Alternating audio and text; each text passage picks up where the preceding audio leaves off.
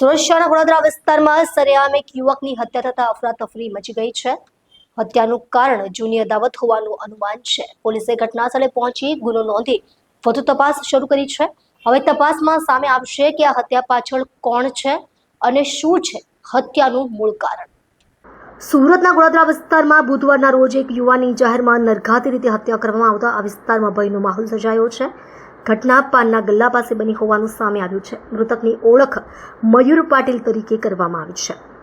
સ્થાનિક સૂત્રોના જણાવ્યા અનુસાર જૂની અદાવતને લઈને યુવકની હત્યા કરવામાં આવી હોવાનું અનુમાન વ્યક્ત કરવામાં આવી રહ્યું છે. આરોપીએ રસ્તામાં જ મયુર પાટીલ પર હુમલો કર્યો હતો અને ગંભીર રીતે ઈજા પહોંચાડતા તેનું ઘટના સ્થળે જ મોત નીપજ્યું હતું. હત્યાની જાણ થતાં તાત્કાલિક પોલીસ દોડી આવી હતી અને લાશને કબજે લઈ પોસ્ટમોર્ટમ માટે મોકલવામાં આવી છે. પોલીસે ગુનો નોંધી વધુ તપાસ શરૂ કરી છે.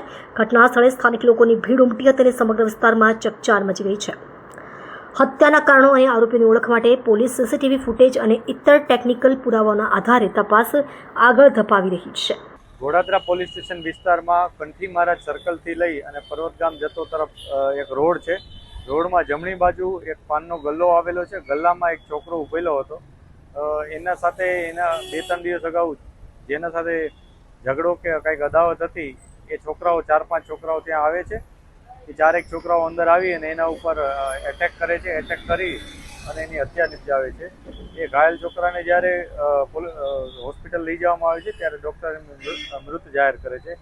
આ બાબતને લઈ પોલીસે તરત એક્શનમાં આવી અને જે આરોપીઓ છે એમને આઈડેન્ટિફાઈ કરવાની શરૂઆત કરી દીધી છે. આ ઉપરાંત જે વેપન વપરાયું છે એની પણ અત્યારે તપાસ ચાલુ છે.